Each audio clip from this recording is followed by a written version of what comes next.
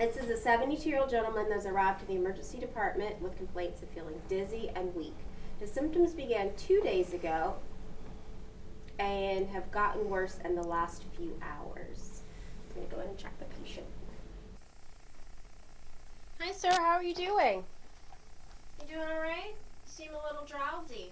What's going on? Okay, it looks like your heart rate's going particularly slow and your blood pressure is low, so I'm going to get some help in here, okay? Can I have my team come in? Okay. This gentleman's been feeling dizzy for the last couple days. It's gotten worse in the last 2 hours. His heart rate's a little low, and his blood pressure is low as well. So while I'm talking to him, finishing up, can we get IV access on him? Sure. Daniel, it looks like we're okay on oxygen now, but can you stand by if we need to put oxygen on him? Dawn, when we're ready, I'm going to have you help put him on the monitor, okay?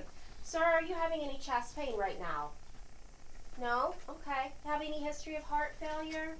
No coughing up any kind of sputum or anything that's being... Great. All right. Your blood pressure is low. Have you taken any medications that we would need to be aware of? Okay.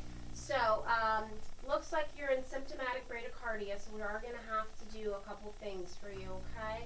So what I'd like to do first is... 18 gauge IV, please. Thank you. What I'd like to do first is administer atropine, 1 milligram IV push. So this medication is going to help try to speed up your heart rate a little bit, and hopefully that'll fix your blood pressure, okay? We're just going to keep an eye on you. Do you have any chest pain or history of cardiac disease? Okay. So we're going to give this medication in your IV.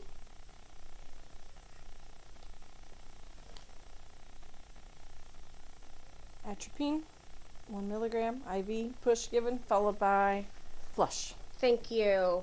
And while we are reassessing him and giving that a few minutes, can we go ahead and get him on the monitor and pacer pads? And then Amber can help with Dawn with getting that going, and we'll keep an eye on him. Atropine can be given up to 3 doses. We've given the first dose. And I'm reassessing the blood pressure. I see I'm still hypotensive. Sir, how are you feeling? You're feeling the same? Okay. So we can go ahead and give atropine 1 milligram as a second dose and see if that has any changes for us. Okay. Oxygen remains good at 96-97%. Okay, our heart rate is still low at 48 beats per minute. So are you hanging in there?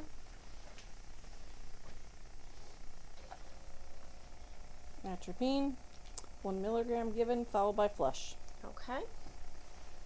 So we're going to monitor these effects again, giving it a few minutes, reassessing.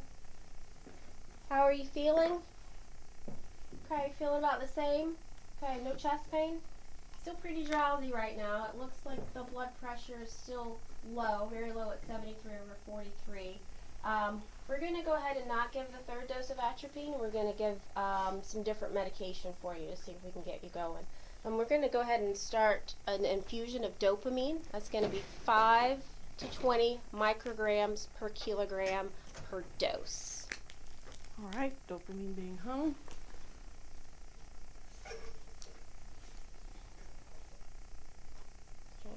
And it looks like our heart rate is getting a little bit lower at 38, so I think it'll be appropriate to go ahead and hang that.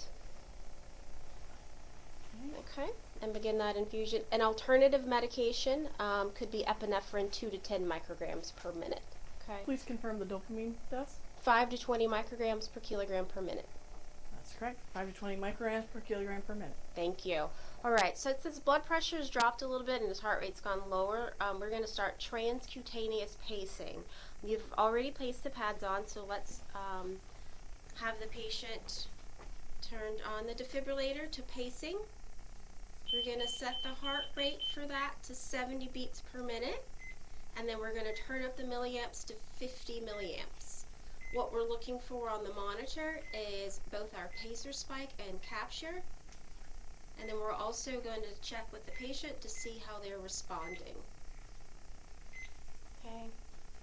Looks like our pacer spikes are happening, so I'm going to check your femoral pulse. Make sure we're coordinated with the machine. Okay. And it looks like we have a spike, a pacer spike for every QRS, and I am palpating a pulse that correlates with that. Okay, so at this point we would recheck the blood pressure to make sure that's going to come up after a couple of seconds, and then we're going to continue to monitor the patient and monitor his heart rate, which is coming up. All right, sir, we're going to take good care of you, okay?